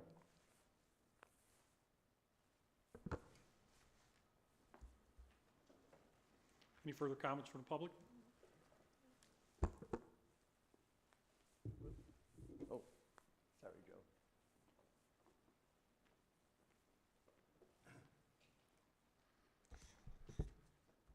Well, before I get into what I really came up to say, I'm listening to everybody basically talking to the board, and now we'll wait for the board to get back with their responses. And Mike's right. We don't approach this as a way to figure out what's the right way and who's right and who's wrong, or what should we really do. The board, by their action, put a lot of this into place when you started probably, what, 4 years ago, 3 years ago, limiting, you don't have questions anymore, you have comments. Prior to that happening, when you had the agenda item, you could get up and speak on each agenda item, and you'd get a discussion about it. Somewhere along the line, you people decided you didn't want to hear what anybody else had to say, because that would have led to a discussion, would have maybe changed your mind or changed somebody else's mind that was going on. This rule, putting in 3 minutes on whatever's in on the comment, and 3 minutes at the end to say what they really wanted to say, but not get a thing, and wait for you to come back and have your comments. Nothing ever gets discussed. Everybody just hears what they want to hear and say what they want to say. And the last person that says something, which is the board, your comments are the ones that count. You really, if you want to do something to help this community and get involved in this community, or have the community involved, have a discussion on each agenda item. You don't have to let it go on for a half hour in each one. You can say, okay, we're going to limit this to 5 minutes or 10 minutes or something. But at least discuss the question. When somebody asks a question and has a problem with something, say, this is why we want to do it this way. Do you think this is a better way to do it?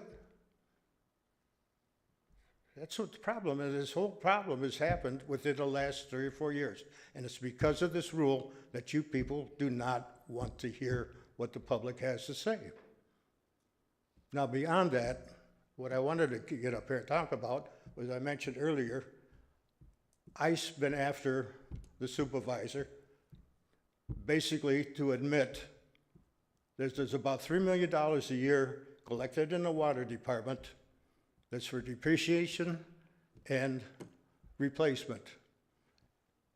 Your past treasurer looked at all, since 1917, looked at all of the audits, and shows at the end of the audit, as he showed where it basically was in the bill collection, and at the end of the audit, showed $3 million not spent as cash.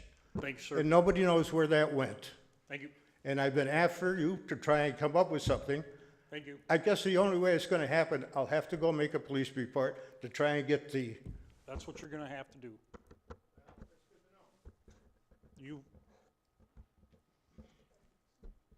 Further comments from the public? Yep.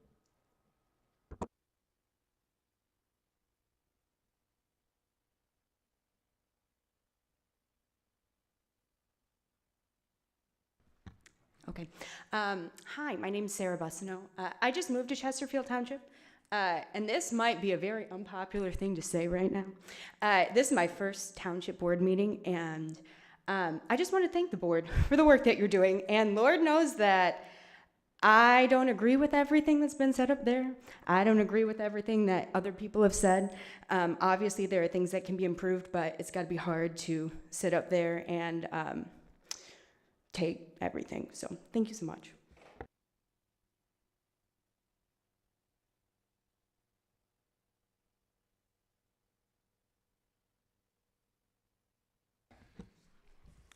I've been pretty quiet lately. I thought maybe things would change a little. There's been talk by the board about openness. You're still not being open. As presented to you earlier, it took over 3 months to hire assistant clerk and assistant treasurer. You debated back and forth. Okay. Brought before the board tonight to hire an HR director. Okay. Supervisor Kersten hires somebody for the water department. Has never been presented to the board. We have no idea actually what his qualifications are, what his pay is, if he's a replacement for a job that was there. You know, we have engineers here in this. Supposedly we're paying requests by the engineering department to do this and to do that. but we have to pay an engineer for every project that's done in this township. If he's not capable of being an engineer, get rid of him. Why pay him that extra money? You know? You guys keep coming up with things to throw money away. You don't save money, you keep throwing away. You know, as far as the Open Meetings Act, you know, you guys pretend this is an open meeting. Oh yeah, we present this to it and we discuss and this and that. But you guys admitted over a year and a half ago that you text back and forth, email back and forth before you ever come to the meeting. And you've pretty much already decided what you're gonna vote on when you come to the meeting. That's just like the old days, back in the smoke room, in the back room, huh? You do it all before you get here. Come out and do a dog and pony show for us. You know, you're not being open, you're not being honest. When you tell us things, you don't tell us the whole story or the whole truth. You just tell us what you want us to hear, so we'll shut up. And as far as this board, I mean, the way you talk to constituents of this township, the people you work for, it's ridiculous. You know, you're a politician. You're supposed to grow a little bit of a thick skin. Yeah, people are going to say things to you, and you don't like it, you don't approve of it, but you're the politician. You're the one that got elected to that job. Take it. Don't sit up there and call people names, berate people. That's not your job. You know, as far as having 3 minutes of comment time, you know, as Joe said, you need to have time for every agenda item up here, give people a chance to say. You know, you don't care what we say. That's why I haven't been up here speaking, because you really don't care what any of us have to say. Thank you, sir. You're going to do as you want to do. Thank You're you. welcome. You're welcome.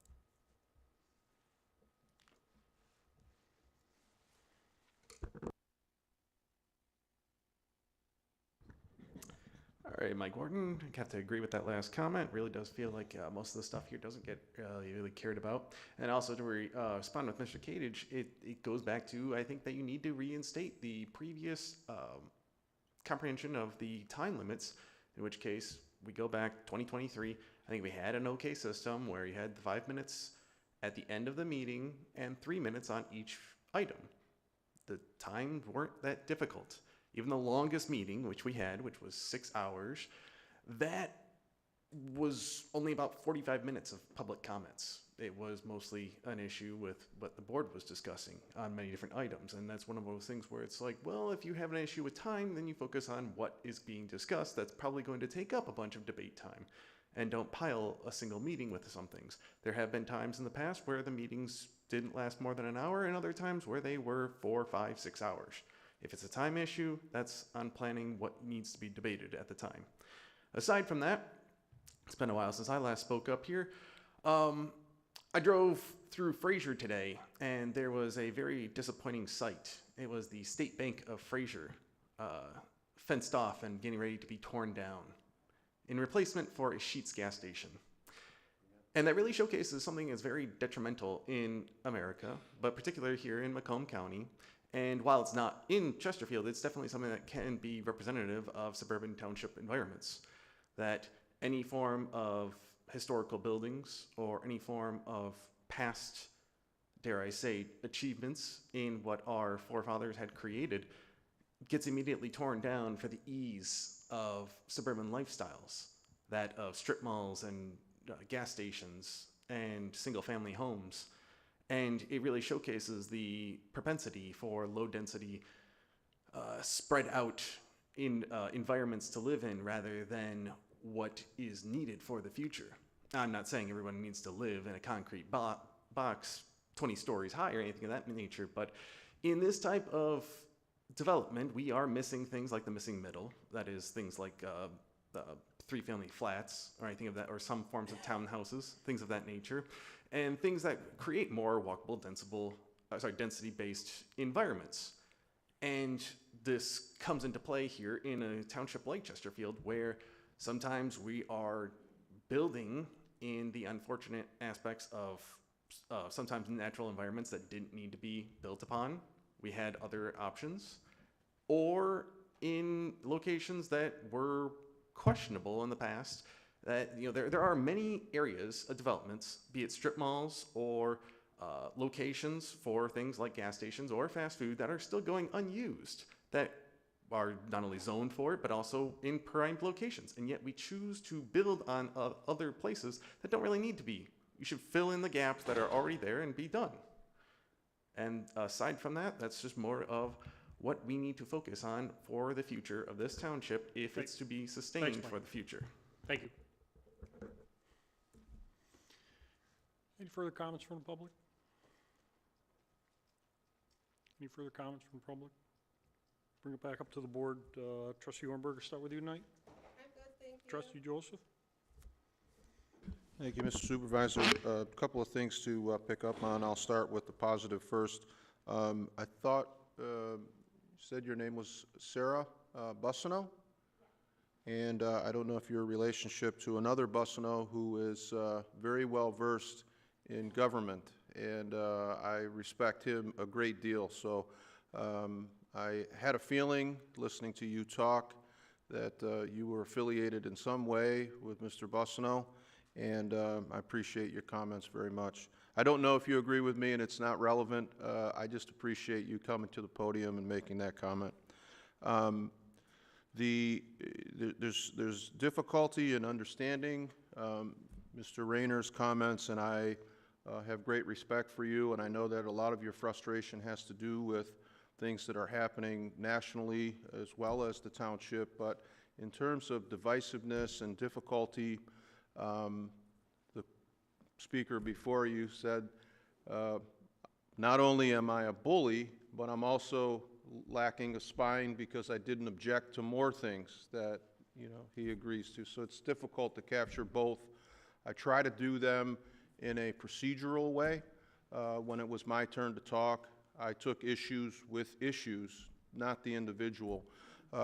In the case of the debate between Trustee Vosberg, she raised an issue involving a conflict and potential conflicts as her no vote. That was her rationale for a no vote, and in trying to understand that, I was looking for examples of her experience on various commissions where commission members had recused themselves because of a conflict. Personally, I didn't see that as a problematic and a reason to vote no. The individual that got up and spoke about me taking offense to that was difficult to understand as well.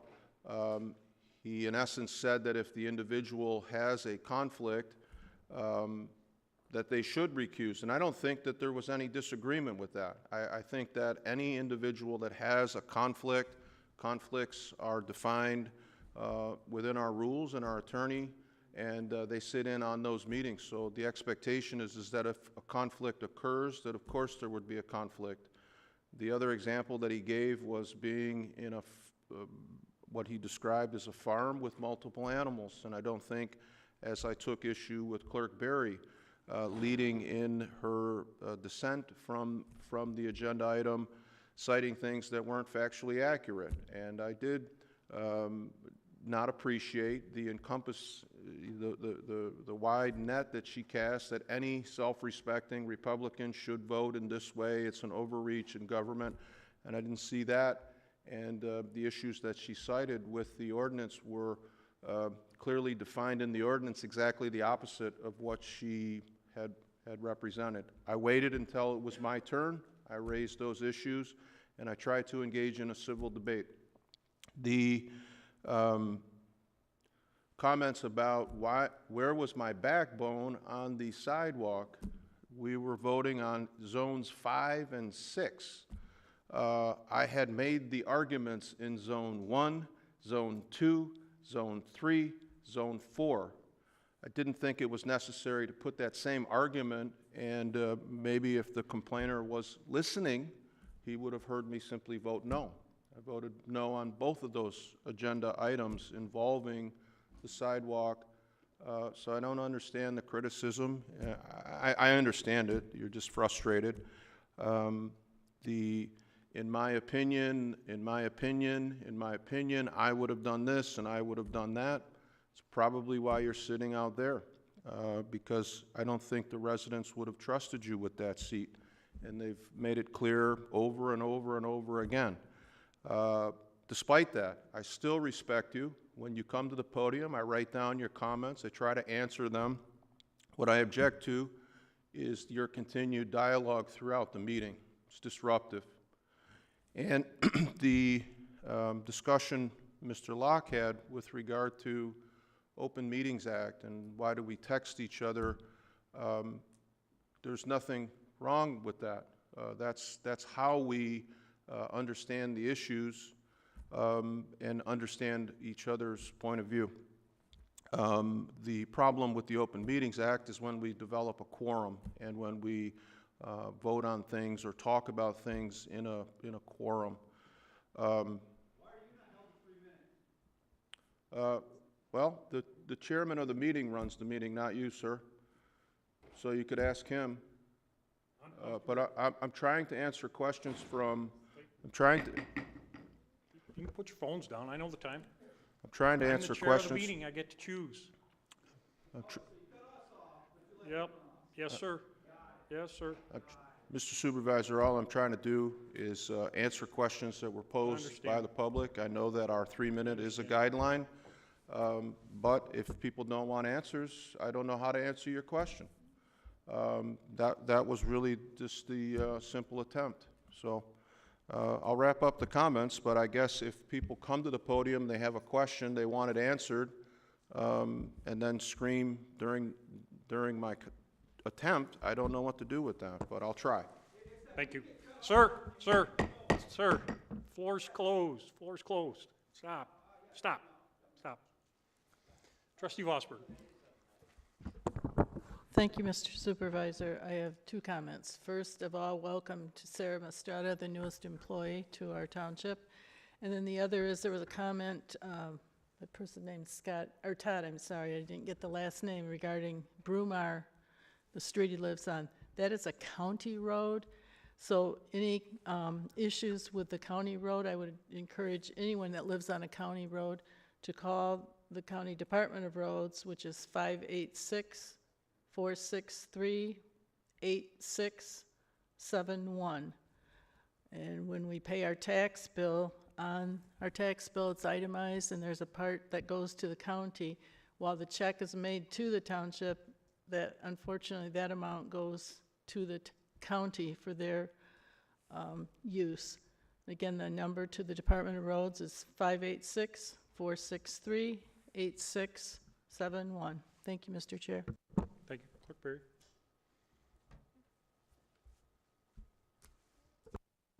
Thank you, Mr. Supervisor.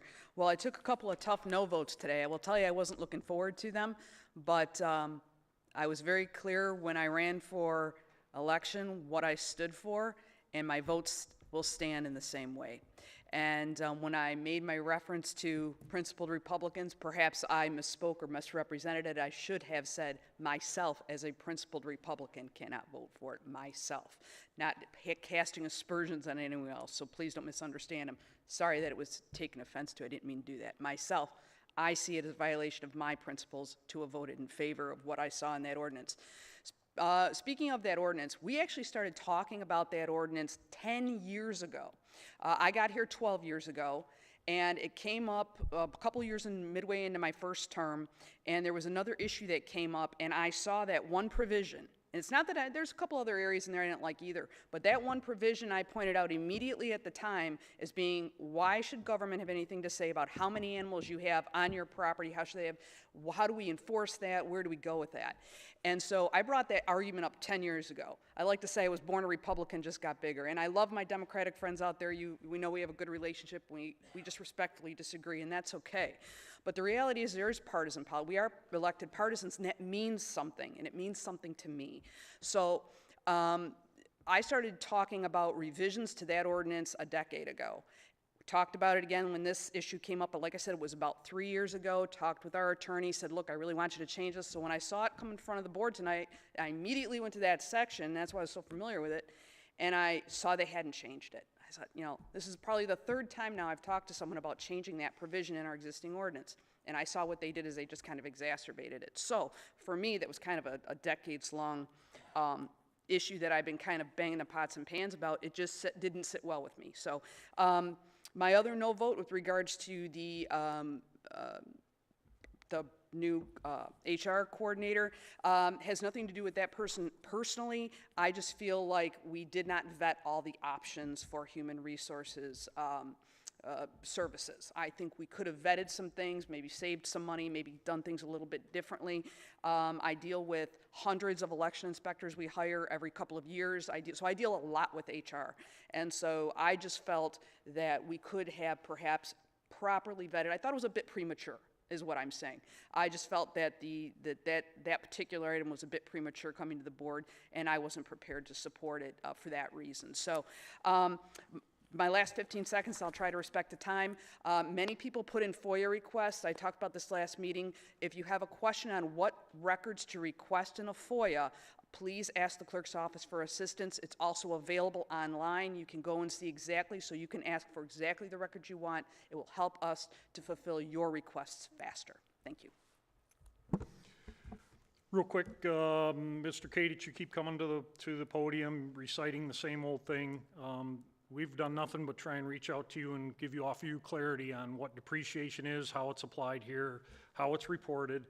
The problem is you just don't want to accept the answer. So you continue to make calls. You've called the Attorney General, you call whoever, try to make an inference that there's something criminal going on. You're wasting your time. Please stop. It's my time. I didn't interrupt you. My time. Mr. Kadich, please stop. The description of the new employee, the HR director that started here tonight, the difference between the two is one is a union position at the DPW, the other one is an at-will position that was hired tonight. Mr. Call, we'll make a call for you at Department of Roads tomorrow. We'll see what we can do for you. But as Trustee Vosberg said, they hardly respond to us.